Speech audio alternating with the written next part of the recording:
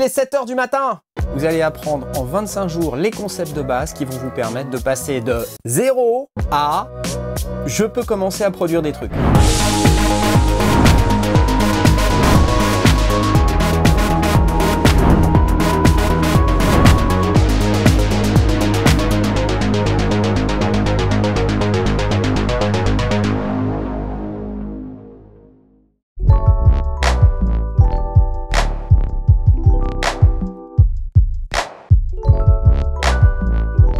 Salut à tous, aujourd'hui on va parler de Max for Live, de qu'est-ce que c'est, à quoi ça sert. Ça va pas être un tuto sur Max for Live, mais d'une manière générale, si vous avez Ableton Live Suite, alors vous avez cet outil qui s'appelle Max for Live.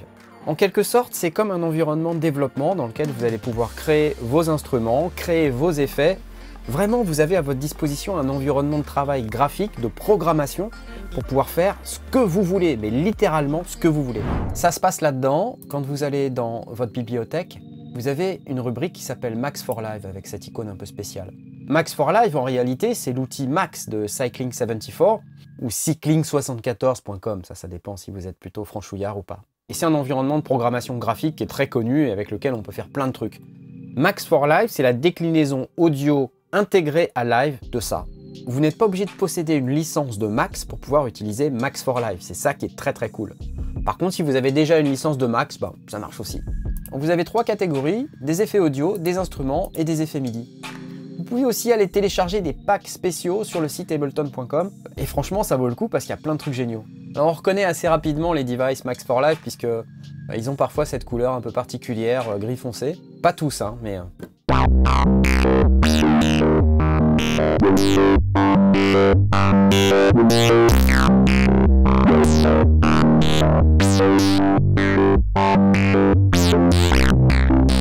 Dans les devices Max for Live, en fait, vous avez ce petit icône et quand vous cliquez dessus, ça va vous ouvrir Max for Live. Et là, vous allez comprendre de quoi je veux parler. Ça, c'est la partie présentation. Et vous voyez, c'est carrément un environnement de programmation. Donc on peut aller prendre les objets, là. Je peux tout détruire si je veux. Je peux tout casser. Regardez. En fait, quand je vais cliquer sur ce bouton ici, je vais me retrouver dans l'environnement de programmation lui-même, dans lequel il va y avoir des objets qui vont être reliés par des câbles de patch. Vous voyez, c'est des trucs un peu courbés là. C'est rigolo. Ok, aujourd'hui, je vais pas vous expliquer comment programmer des trucs dans Max for Live, mais juste sachez que ça existe. Et en fait, ce qui est vraiment très cool avec cet outil, c'est qu'on va pouvoir télécharger des instruments nouveaux, ajouter des fonctionnalités à Live. Là, ce device, c'est un instrument, ça fait une basse. Bon, bah c'est cool, hein, pas de problème. Oh là là, une cave à larmes. Un autre device. Big Ben Bell. Waouh, c'est bizarre.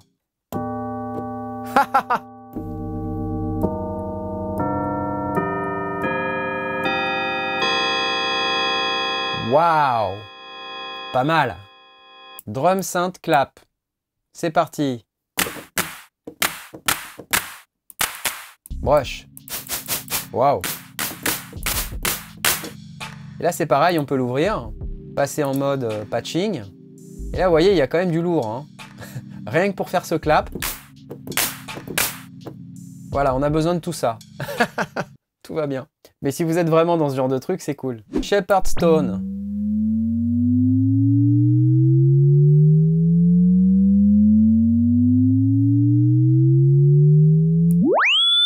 Vocalize. He. E E O U R O N G S Sh X He Who B J D V Z Z Z Z Z Z Z Z Z Z. Quand même, c'est classe. Vous en avez qui sont payants, mais vous en avez aussi qui sont gratuits. Par exemple, la suite CV Tools, c'est un truc vachement utile qui est inclus dans Ableton Live et qui vous permet d'ajouter tout un tas d'outils pour pouvoir manipuler votre synthé modulaire, envoyer des signaux au travers de votre interface pour pouvoir aller discuter avec votre synthétiseur modulaire. Mais sinon, il y a le Probability Pack qui est sympa, c'est une collection d'instruments un peu spéciale. Vous voyez, ça télécharge au format ALP ici. Ça installe le pack et si je vais dans Max for Live, vous voyez par exemple celui-là, il fait partie de la suite que je viens de télécharger. Il s'appelle Dr Chaos, il est intégré dans un rack et il déclenche en fait à l'intérieur d'un autre rack un analogue que je peux aller voir ici en ouvrant la chaîne. C'est un truc de fou et il y a un delay derrière. Et ça donne ça. C'est rigolo.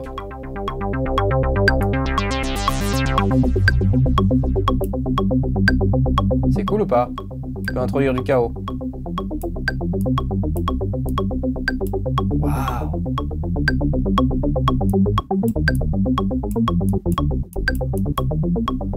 On peut changer de gamme.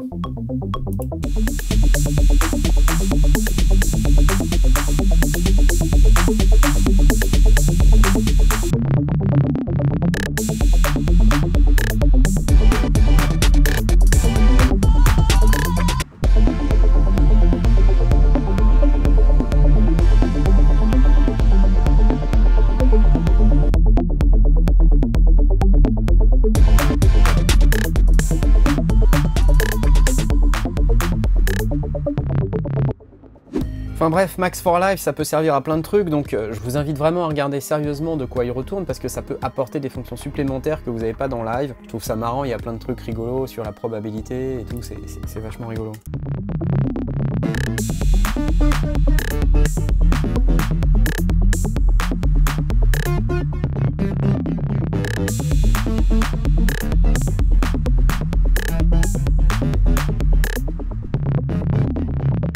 Voilà, c'est tout pour aujourd'hui. Rendez-vous demain à 7 h du matin pour une nouvelle découverte sur Ableton Live.